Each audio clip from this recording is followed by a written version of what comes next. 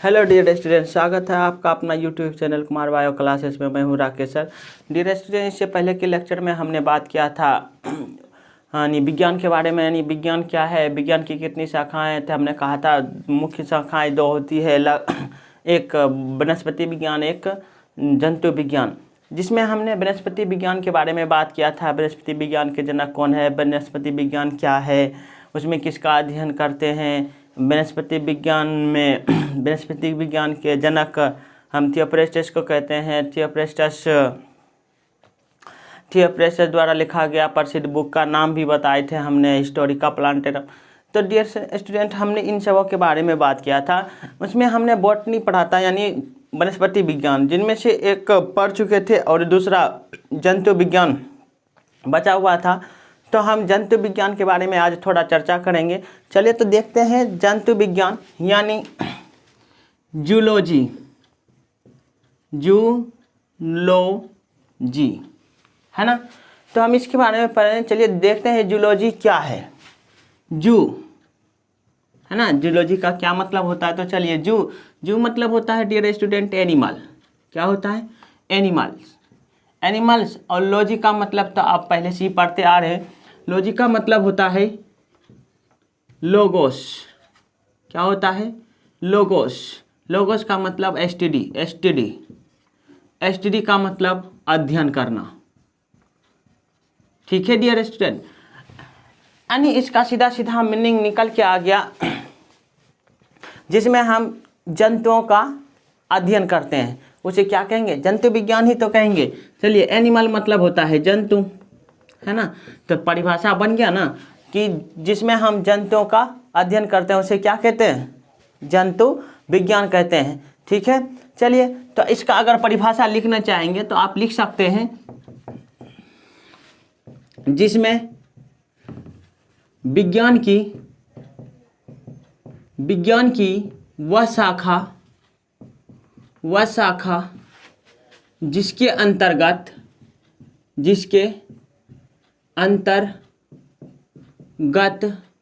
हम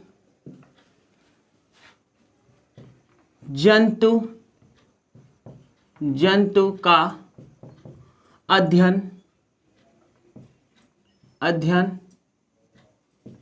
करते हैं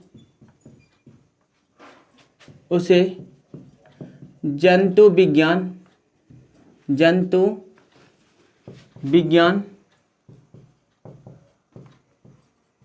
कहते हैं, है ना। जंतु विज्ञान यानी जूलॉजी, है ना।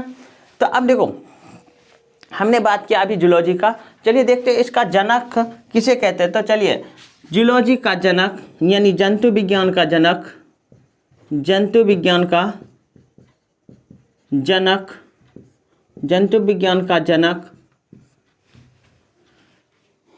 अरस्तु को कहते हैं। ठीक है, जंतु विज्ञान का जनक किसे कहते हैं? अरस्तु को। क्योंकि डियर स्टूडेंट, इससे देखो, हमने बात किया था विज्ञान का जनक भी अरस्तु है ना। क्योंकि हमने उसमें बात किया था कि यानी विज्ञान को जीवन की दृष्टि से देखने वाला सर्वप्रथम वैज्ञानिक कौन थे? अरस्तु, है ना। कौन थे? अरस्तु। तो अब देखो, जंतु विज्ञान का जनक कौन है? अरस्तु। और इससे पहले भी बात किए थे हमने, विज्ञान का जनक कौन है? अरस्तु, है ना। चलिए, सॉरी, विज्ञान का नहीं, जीव विज्ञान का जनक कौन है? अरस्तु, है ना। चलिए तो देखते हैं फिर। अब ये ग्रीक प्राकृतिक वैज्ञानिक थे, है ना। ये ग्रीक प्राकृतिक वैज्ञानिक थे। चलिए देखते हैं। तो ये ग्रीक प्राकृतिक वैज्ञानिक थे। कौन? अरस्तु। ठीक है, ये ग्रीक वैज्ञानिक थे। ठीक है, और इसके द्वारा लिखा गया बुक का नाम था, इसके द्वारा लिखा गया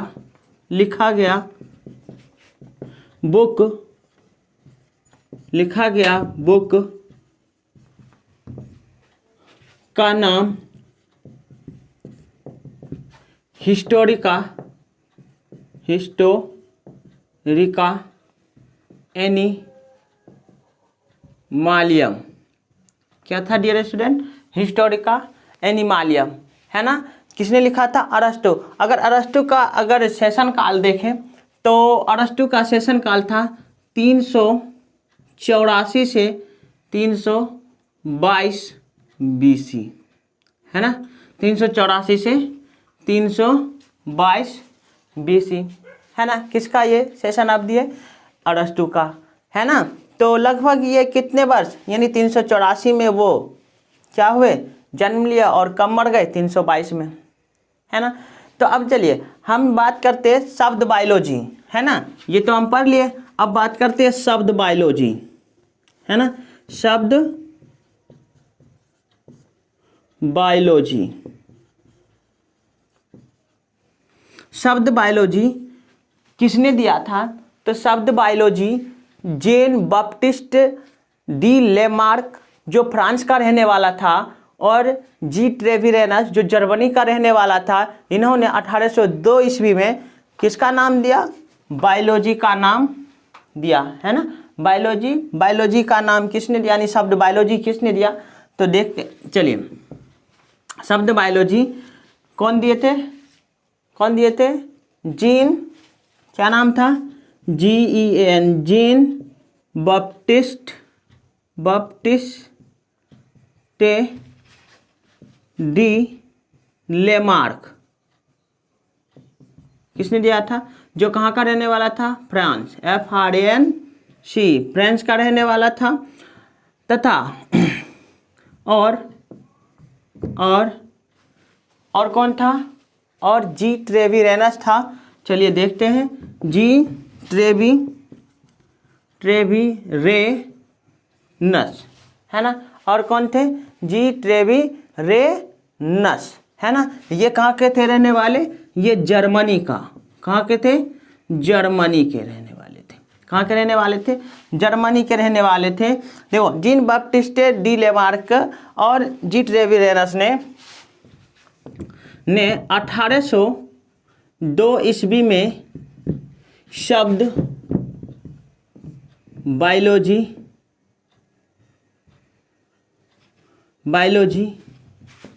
दिया, है ना। अब देखो, बायोलॉजी शब्द किसने दिया? तो ये क्वेश्चंस रहेगा आपके लिए। तो अब देखो, Jean Baptiste de Lamarck, Jean Baptiste de Lamarck जो कहाँ का रहने वाला था? फ्रांस का, और जी ट्रेविरेनस जो जर्मनी का रहने वाला था, इन्होंने 1802 ईस्वी में शब्द बायोलॉजी दिया था, है ना डियर स्टूडेंट। चलिए, तो अब देखो यहाँ से अब कुछ हम बात करेंगे। चलिए पहले इसको मिटा देते हैं, फिर हम बात करेंगे कि बायोलॉजी का कौन कौन से ब्रांच हैं, कुछ उस पर भी बात करेंगे। चलिए देखते हैं।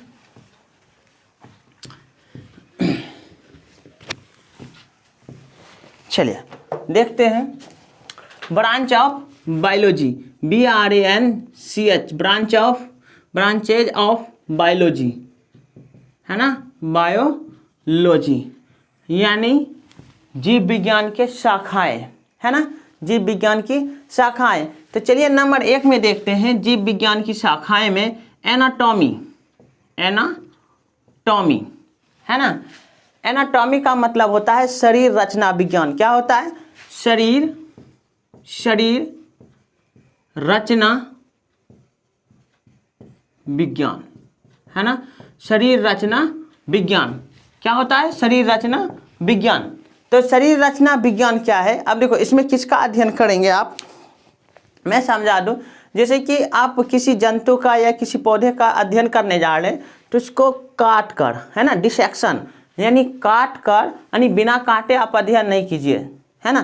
काट कर उसके आंतरिक भागों का अध्ययन करेंगे। किसमें? एनाटॉमी में। किसका? जंतु या पौधे के जब आंतरिक भागों का अध्ययन करते हैं तब हम उसे क्या कहते हैं? एनाटॉमी। चलिए हम इसी को लिखेंगे। इसका शाब्दिक शाब्दिक अर्थ होता है, इसका शाब्दिक अर्थ होता है किसी जीवित वस्तु, किसी जीवित वस्तु, किसी जीवित वस्तु क्या है, किसी जीवित वस्तु को काट कर उसका अध्ययन करना, है ना। किसी जीवित वस्तु को काट कर उसके आंतरिक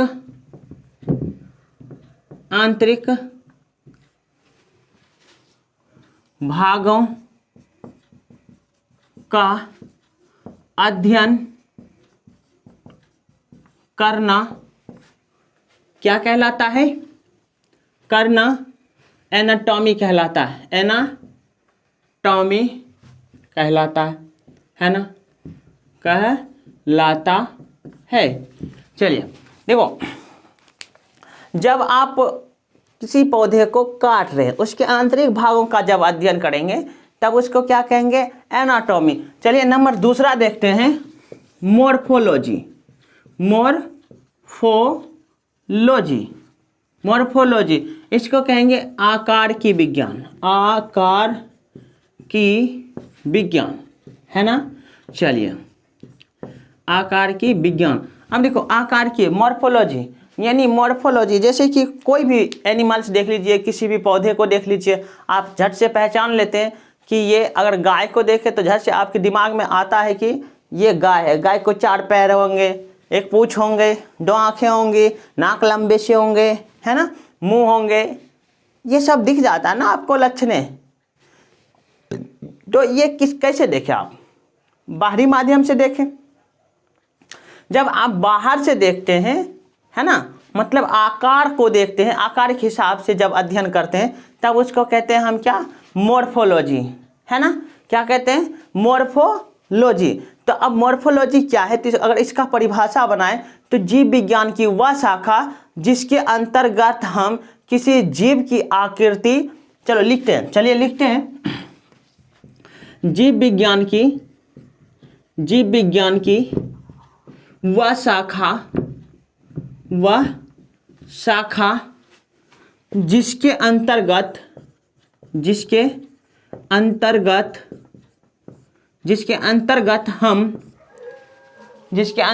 हम किसी जीव की, जिसके अंतर्गत हम किसी जीव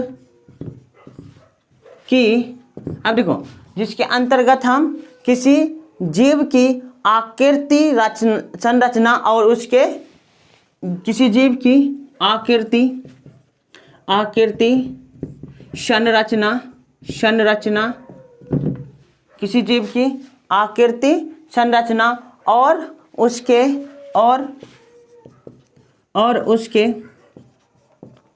विशिष्ट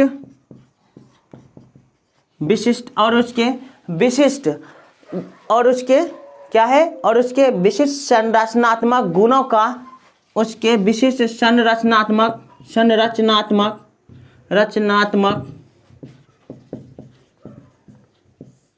गुणों का अध्ययन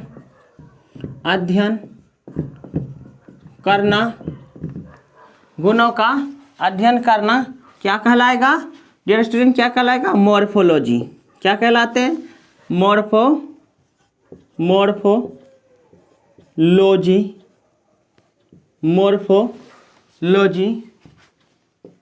कहते हैं, मॉर्फोलॉजी कहलाता है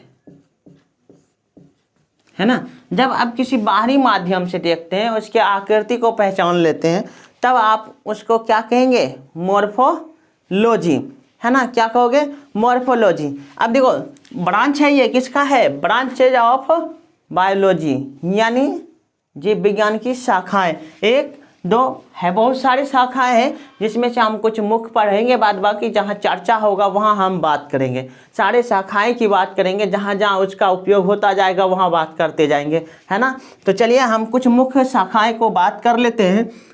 देखो नंबर 3 में साइटोलॉजी, क्या है, लॉजी यानी कोशिका विज्ञान।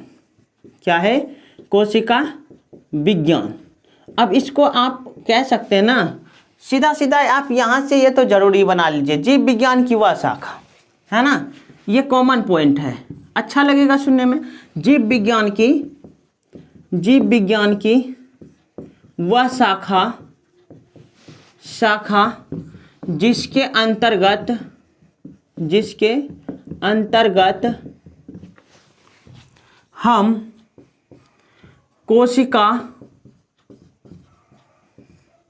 कोशिका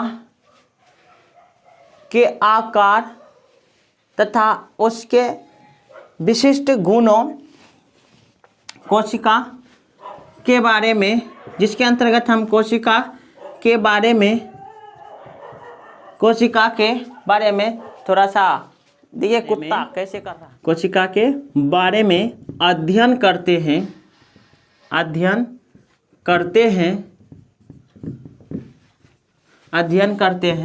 उसे क्या कहते हैं? उसे क्या कहेंगे डियर स्टूडेंट? कोशिका विज्ञान कहेंगे, है ना।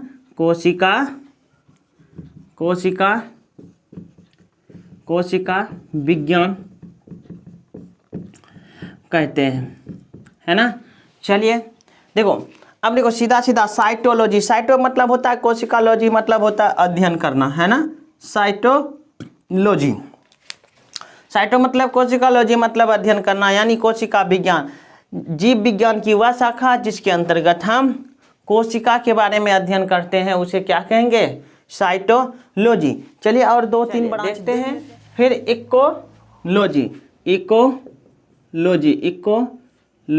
इकोलॉजी मतलब होता है पारिस्थितिक विज्ञान। क्या होता है? पारिस्थितिक विज्ञान। अब देखो ये भी किसका शाखा है? बायोलॉजी का शाखा है ना। कौन?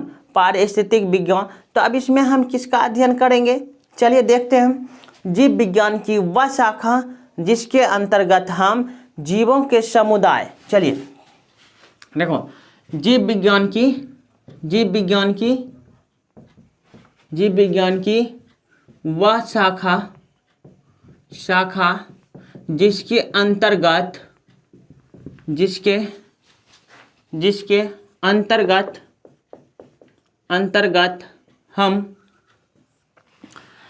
जिसके अंतर्गत हम किसका अध्ययन करेंगे? जीवों के समुदाय, जिसके अंतर्गत हम जीवों के समुदाय। अब देखो, जीवों के समुदाय का उसके वातावरण के साथ, जीवों के समुदाय का उसके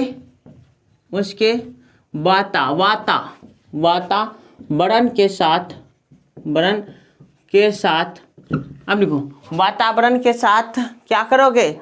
पारिस्थितिक संबंधों का अध्ययन करेंगे। किसका अध्ययन करेंगे? पारिस्थितिक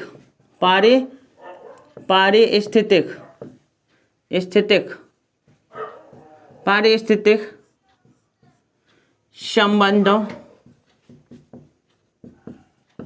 का अध्ययन, पारिस्थितिक संबंधों का अध्ययन करते हैं, उसे क्या कहते हैं? इकोलॉजी कहते हैं, है ना। चलिए सेकेंड ब्रांच, ये ब्रांच नंबर कितना था? तीसरा ना, चौथा, जो भी हो आप देख लेना। अगला ब्रांच देखते हैं, एम्ब्रायोलॉजी, है ना। एम्ब्रायोलॉजी, जीव विज्ञान। देखो एम्ब्रायोलॉजी में हम किसका अध्ययन करते हैं? एम्ब्रायो मतलब होता है भ्रूण, है ना। भ्रूण, लॉजी मतलब अध्ययन करना, तो जिनमें हम क्या करेंगे? भ्रूणों का अध्ययन करेंगे। चलिए देखते हैं। जीव विज्ञान की वह शाखा जिसके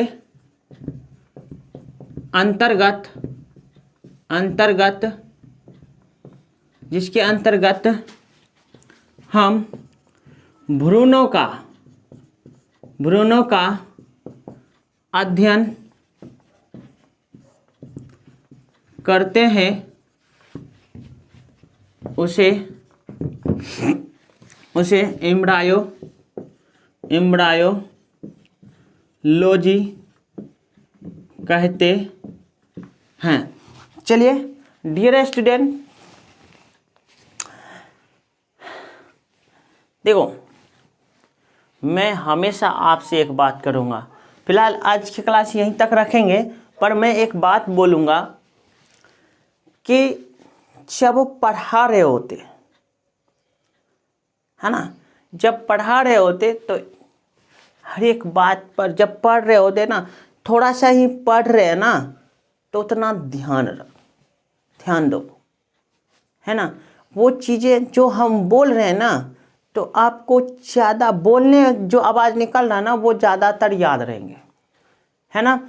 तो डियर स्टूडेंट, हमेशा मेहनत कीजिए, मेहनत ही रंग लाएगा, है ना। परिश्रम का फल मीठा होता है ना। शिक्षा ग्रहण करने वक्त आप मेहनत किए हैं तो फल जरूर मिलेगा, है ना।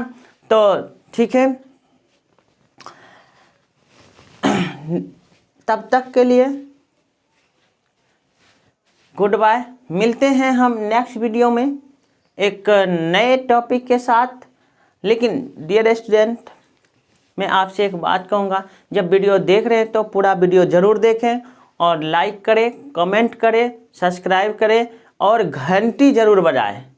वो घंटा है ना, वो घंटा को ज़रूर टच करें ताकि हमको ये पता चले जब भी हम कोई वीडियो आप यूट्यूब पर डालें तो वो वीडियो आप तक ज़रूर पहुँचे, ठीक है। तो तब तक के लिए जय हिंद, जय भारत।